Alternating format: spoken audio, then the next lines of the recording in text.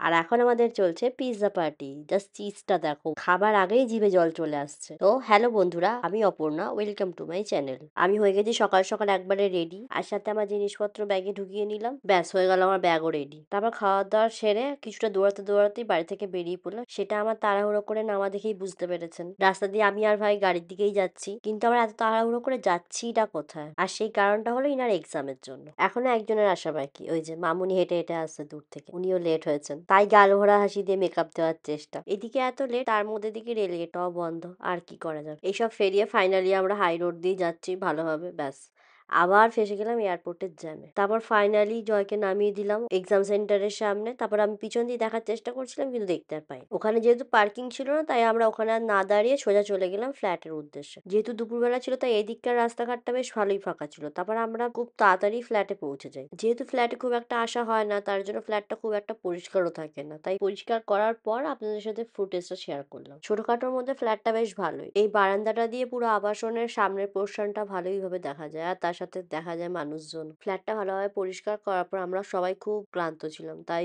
অনেক ডিসাইড করার পর পিৎজাই অর্ডার দিলাম। তো আমরা দিয়ে দিচ্ছিলাম একটা লাসার যে ভেজি প্যারাডাইস পিৎজা। সেখানে আমরা কোনো এক্সট্রা টপিংস অ্যাড করিনি, আর সেখানে ভাই টপিংস ছড়াতে ব্যস্ত, আর আমরা ওয়েট করে আছি কতক্ষণে ও টপিংস ছড়ানো হলে আমরা খাবো। ব্যাস ও টপিংস ছড়ানোর অপেক্ষা করতে করতে ফাইনালি সে সময়ও চলে আসলো, যখন আমরা অ্যাটাক বলে পিৎজার ওপর ঝাঁপিয়ে পড়ি। আর কে থামে, সবাই সবার মতো পুরো পিৎজাটা শেষ করে ফেললাম। পিৎজাটা খেতে এক ঘর ছিল, আর আমি তো ক্যামেরায় পোজ দিতে সেটা নিয়ে ব্যস্ত। তারপর বোনটা একটু চা চা করছিল, কিন্তু বাড়ি থেকে আমি আদা আনিনি, সেজন্য জেপ্টো থেকে অর্ডার দিয়ে দিলাম একটা কোল্ড ড্রিঙ্কস, জিমজাম বিস্কুট, আর তার সাথে আদা, যেটা মেন উদ্দেশ্য ছিল এই অর্ডারের। ততক্ষণে জয় এক্সাম দিয়ে চলে এসেছে, আর মামনি অলরেডি বাড়ির উদ্দেশ্যে বেরিয়ে পড়েছে। তাই আর সময় নষ্ট না করে চলে আসলাম চা বানাতে। গ্যাসটা অন করে জলটা বসিয়ে নিলাম, তারপর চিনি দিয়ে দিলাম। এবার আদাটা দেওয়ার পালা। ব্যাস আমি আর আদা কোড়া যন্ত্রটা না পেয়ে চাকু দিয়ে আদাগুলো এভাবে কেটে কেটে জলে দিচ্ছিলাম।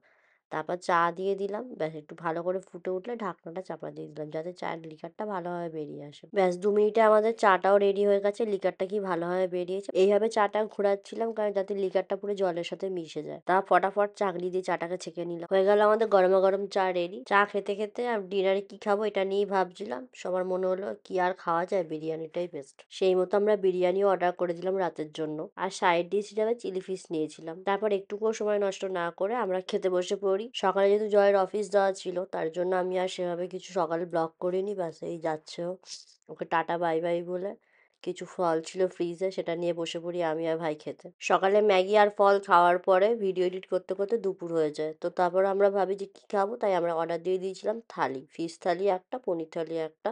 এসব খাওয়ার পরে আমরা আবার বেরিয়ে পড়ি ভাইকে ছাড়ার জন্য। ফ্ল্যাট থেকে বেরোনোর পরে এই সিন সিনারি দেখতে দেখতে ফাইনালি আমরা পৌঁছে গেলাম যাদবপুরে। তারপর ভাইকে নামিয়ে আমি আবার যাই বরমশাইয়ের অফিসে, তাকে তুলে নিয়ে তারপর আমরা যাব হচ্ছে বাড়ি। এর মাঝখানে আমার গাড়িতে অনেকক্ষণই চড়া হয়েছে, এদিক ওদিক সেদিক ঘোরাও হয়েছে। সময়টা বেশ ভালোই কেটেছে। আপনাদের সাথে দেখা হবে অন্য কোনো ব্লগে। আজকের জন্য বাই।